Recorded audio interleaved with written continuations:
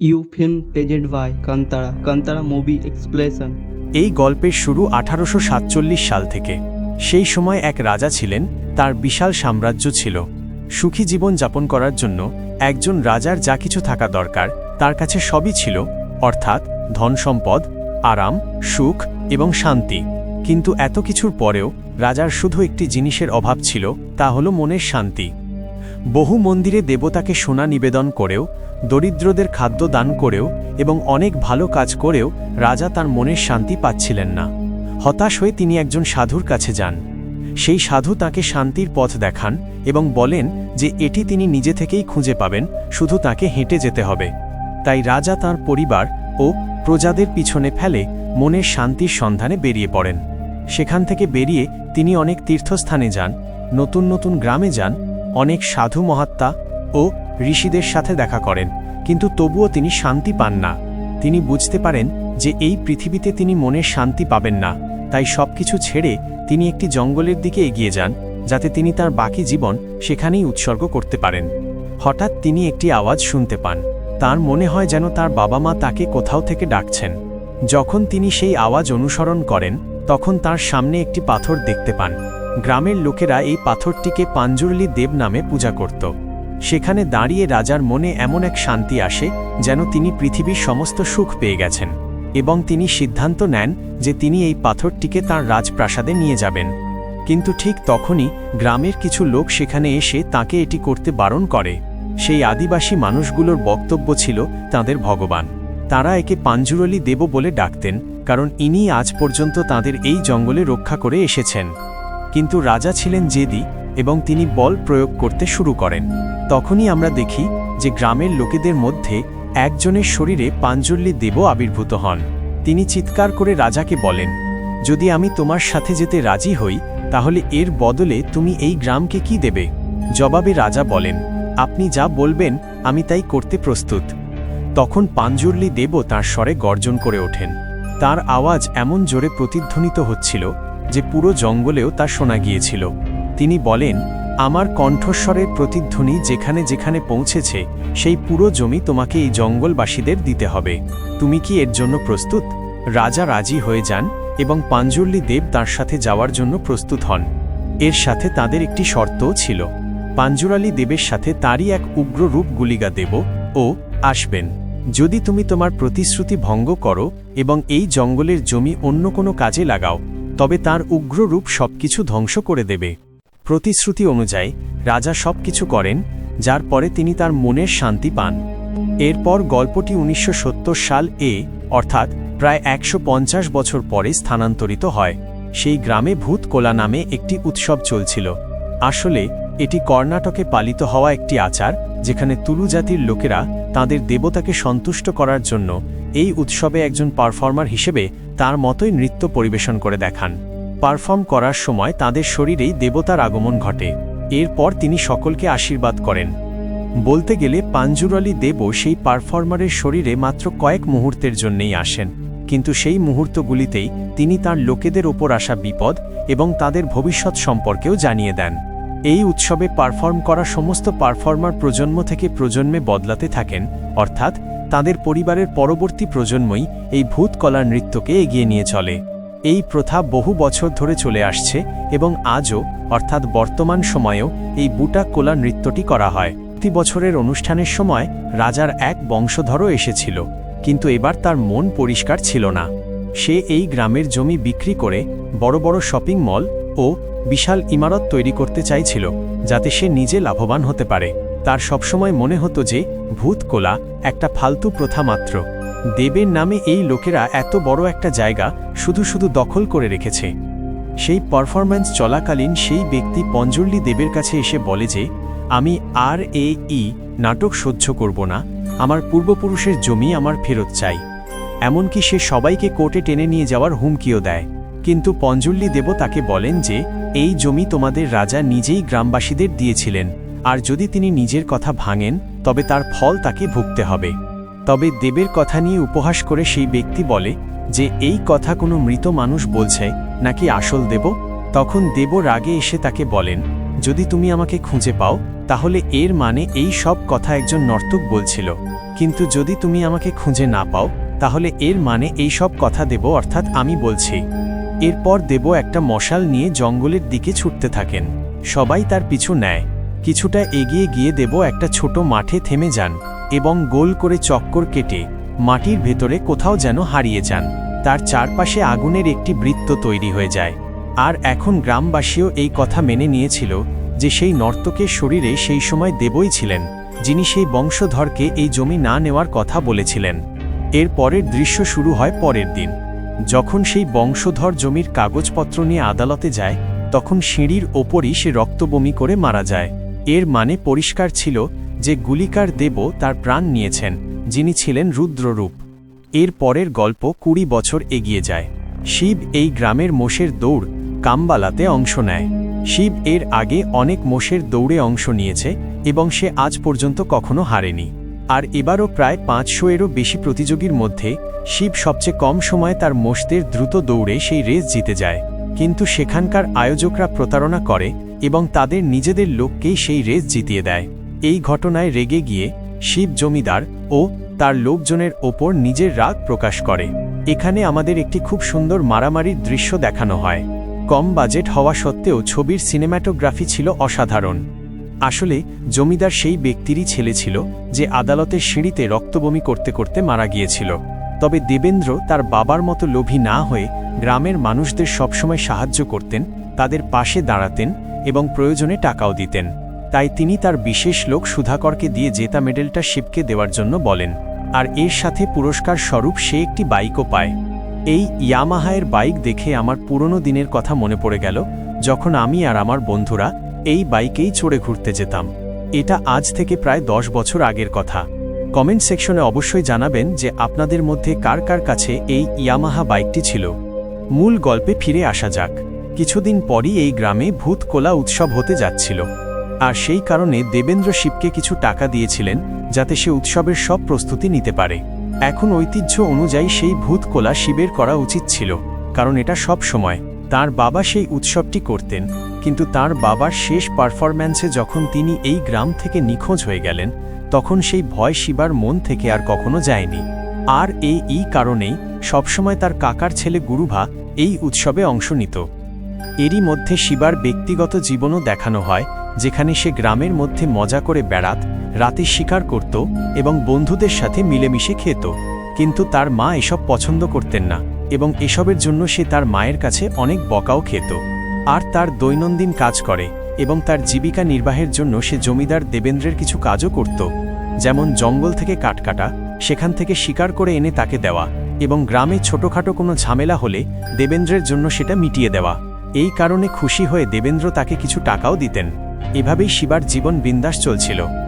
একদিন গ্রামে মুরলি নামে একজন ফরেস্ট অফিসারের আগমন ঘটে। মুরলি ছিলেন একজন খুবই কড়া এবং সৎ অফিসার। জঙ্গলে শিকার করা এবং গাছ কাটার কারণে তার বেশ সমস্যা হতো। একদিন গ্রামের কিছু লোক কাঠ কেটে নিয়ে যাচ্ছিল, কিন্তু মুরলির চোখে পড়ে যায় এবং তিনি তাদের খুব মারেন এবং ভবিষ্যতে এমন না করার জন্য সতর্ক করে দেন। কারণ জঙ্গল সরকারের সম্পত্তি, এটি কারো দান করা জমি নয়। ধীরে ধীরে সময় এগোতে থাকে এবং ভূতাকোলা উৎসবের দিন এসে যায়, যার জন্য গ্রামের কিছু লোক জঙ্গল থেকে কাঠ কেটে বাড়ির দিকে যাচ্ছিল। কিন্তু মুরলি আবার তাদের দেখতে পান এবং তাদের এমন করতে বারণ করেন। এই লোকেরা এসে শিবাকে এই কথা জানায় যে ফরেস্ট অফিসার তাদের উপর তার রাগ দেখাচ্ছে। এর পরের দৃশ্য রাতে দেখানো হয়, যেখানে সবাই এই উৎসব পালনের জন্য খুব আগ্রহের সাথে অংশ নেয়। আকাশে আতশবাজির শব্দ শোনা যায়, কিন্তু এত আতশবাজির শব্দ শুনে ফরেস্ট অফিসারের মনে হয় যে জঙ্গলের জীবজন্তুরা বিরক্ত হচ্ছে। তাই তিনি এটি থামাতে উৎসবে চলে আসেন। সেখানেই শিবার সাথে তার তর্ক শুরু হয়। শিবা তাকে বলে যে এই উৎসব আমরা বহু বছর ধরে পালন করছি। যদি এই উৎসব বন্ধ হয় তবে আমাদের দেবতারা রাগ করবেন। যদিও মুরলির তাদের ভয় নিয়ে কোনো মাথা ব্যথা ছিল না, তবে তাদের পুলিশ কর্মীরাও গ্রামেরই লোক ছিল এবং তারা তাকে বোঝান যে স্যার, এই মুহূর্তে এখান থেকে চলে যাওয়াই ঠিক হবে। শিবাকে আমরা পরে দেখে নেব। অন্যদিকে আমরা এই গল্পের প্রধান অভিনেত্রী লীলাকে দেখি, যে ছিল শিবার ছোটবেলার ভালোবাসা। সে এসে তার সাথে অনেকবার মজা করত, যা এই গল্পে কিছু মজার উপাদান হিসেবে কাজ করছিল। লীলা শহরে গিয়ে ফরেস্ট অফিসারের ট্রেনিং নিয়েছিল এবং এখন তার চাকরি করে টাকা উপার্জন করে পরিবারের সাহায্য করার সময় এসে গেছে। এর পরের দৃশ্য পরের দিন সকালে দেখানো হয়, যেখানে লীলা তার বাবার সাথে শিবার বাড়িতে আসে। তার বাবা শিবাকে বলতে শুরু করেন যে তুমি যা করেছ তা সঠিক। শিবা তো ভাবছিল যে সে লীলাকে টিটকারি মেরেছিল, তাই তার বাবা তাকে বলছেন যে বারবার এমন করতে থেকো। কিন্তু তার বাবা আসলে বলতে চেয়েছিলেন যে গতরাতে তুমি ফরেস্ট অফিসারকে যেভাবে ধমক দিয়েছিলে তাতে আমার পুরনো দিনের কথা মনে পড়ে গেল। এটাও একটা মজার দৃশ্য ছিল। তখন শিবা তাকে জিজ্ঞাসা করে যে এখানে আসার কারণ কি।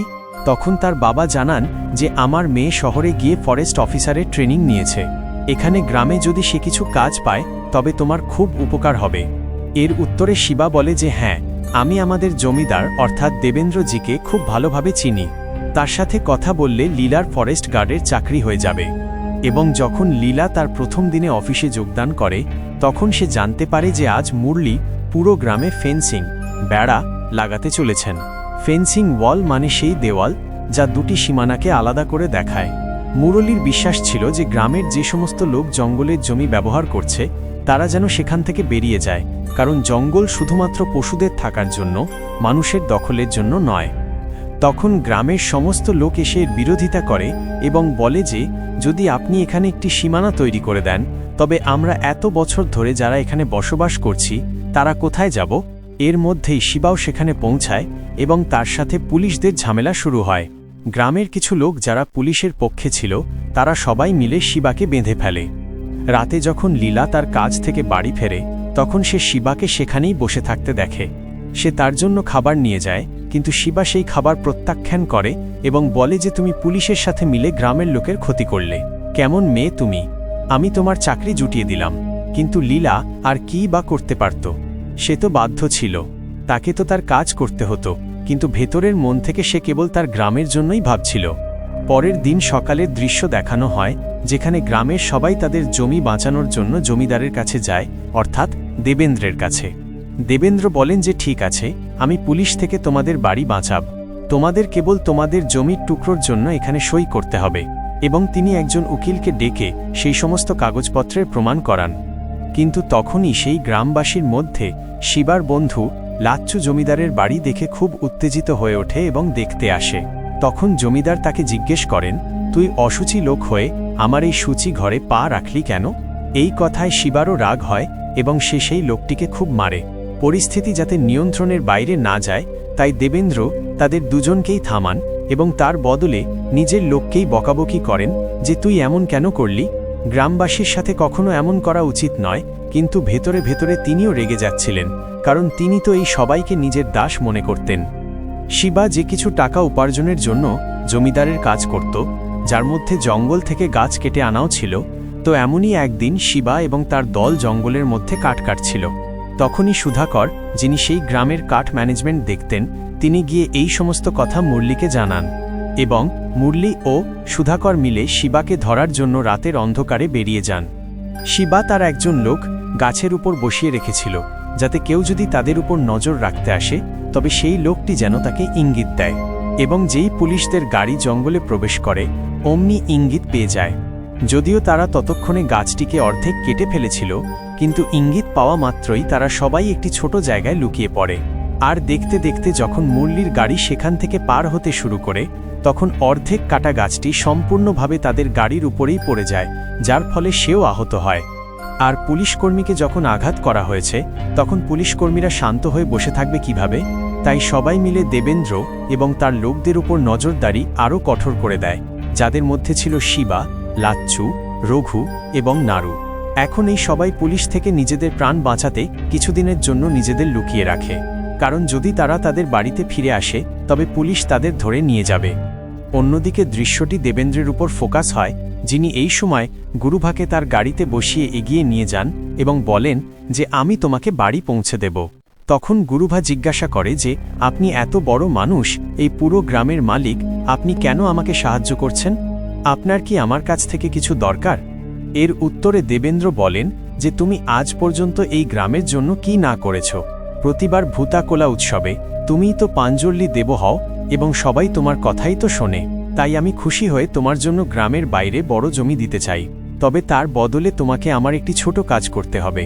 যখন তুমি এই উৎসবের ভেতরে পাঞ্জলি দেব হবে, তখন তোমাকে আমার জন্য একটি মিথ্যা কথা বলতে হবে। তখন গুরুভা বলে যে পাঞ্জুর্লি দেব কখনোই মিথ্যা বলেন না, তিনি সবসময় সত্যি কথা বলেন। তখন দেবেন্দ্র বলেন যে এই কথা হয় তুমি জানো অথবা পাঞ্জুর্লি দেব, কারণ তিনি তো শুধু কিছু সময়ের জন্য আসেন, এরপর তো তোমার শরীরেই গুরুভা থাকে। তাই যখন পাঞ্জুর্লি দেব তোমার শরীর থেকে চলে যাবেন, তখন তোমাকে শুধু এতটুকু বলতে হবে যে আজ থেকে গ্রামের সমস্ত জমি দেবেন্দ্রের নামে করলাম। কিন্তু গুরুভা এমন করতে অস্বীকার করে, যার কারণে রাগে এসে দেবেন্দ্র তার ছুরি দিয়ে তাকে মেরে ফেলে। এরপর রাতে শিবার স্বপ্নে পাঞ্জুর্লি দেবী আসেন, যিনি রক্ত মিশ্রিত বড় বড় অশ্রু বিসর্জন দিচ্ছিলেন, কারণ তার ভক্ত কোলা পরিবেশনকারী গুরুভা এখন আর এই দুনিয়ায় নেই। এর পরের দিন সকালে দেবেন্দ্রা মনে হয় এর মানে সেই দাইবা বা দেব এই গ্রামেই আছে, তাই তাকে অবশ্যই শাস্তি পেতে হবে। এই কথা মাথায় রেখে দেবেন্দ্র একটি বিশাল ষড়যন্ত্র তৈরি করেন। তিনি রাতে শিবাকে চিকেন, মাটন এবং মদের পার্টি দেন এবং তার মনে এই কথা ঢুকিয়ে দেন যে যিনি তোমার ভাই গুরুভাকে মেরেছেন সে আর কেউ নয়, ফরেস্ট ইন্সপেক্টর মুরালি। এখন রাগে উন্মত্ত শিবা মুরলির জীবন নেওয়ার জন্য প্রস্তুত হন, কিন্তু পথে এগিয়ে যাওয়ার সময় তিনি দম মারার জন্য থামেন।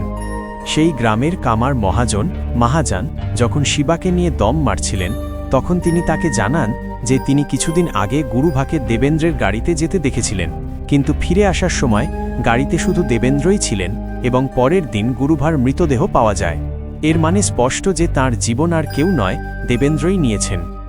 যখন এই দুজনের কথা চলছিল, তখন সুধাকার সমস্ত কথা শুনে নেয় এবং এখন সে সরাসরি শিবাকে মেরে ফেলতে উদ্যত হয়, কারণ যদি সে শিবাকে না মারে তাহলে শিবা সরাসরি এসে দেবেন্দ্রকে শেষ করে দেবে।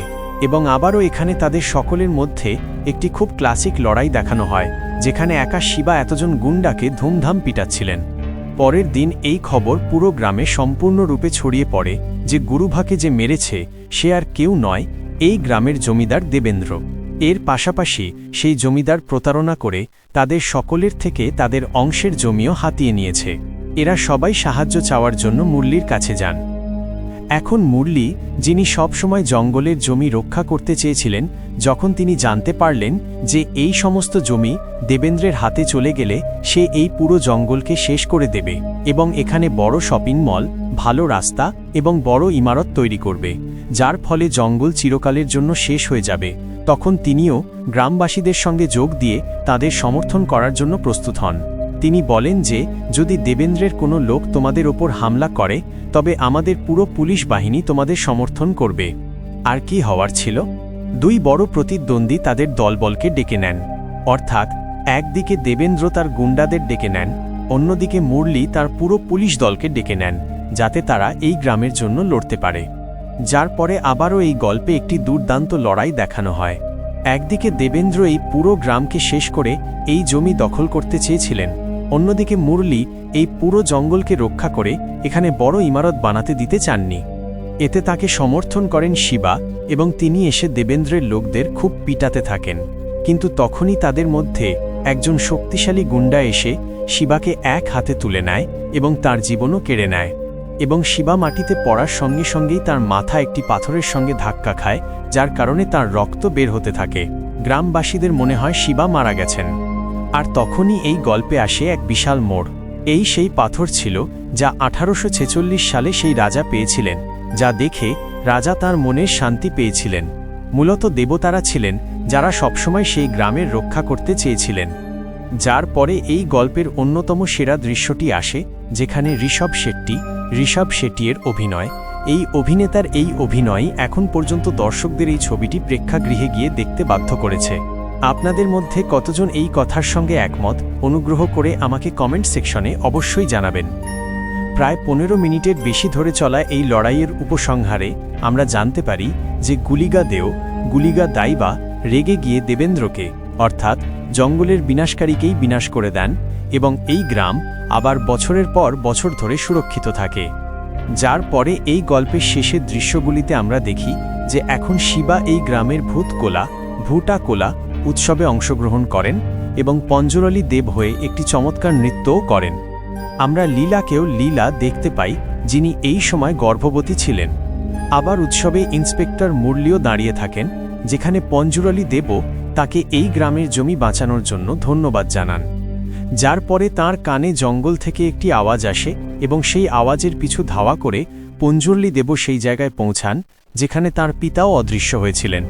তখন এই পঞ্জুরলি দেবী অদৃশ্য হয়ে যান, কারণ এই সময় নতুন উত্তরাধিকারীর জন্ম হতে চলেছে, অর্থাৎ শিবার ছেলে, যে ভবিষ্যতে পঞ্জুরলি দেবের নৃত্য করবে। এবং এই অসাধারণ সাসপেন্সের সঙ্গেই এই শক্তিশালী সিনেমাটি সেখানেই শেষ হয়ে যায়।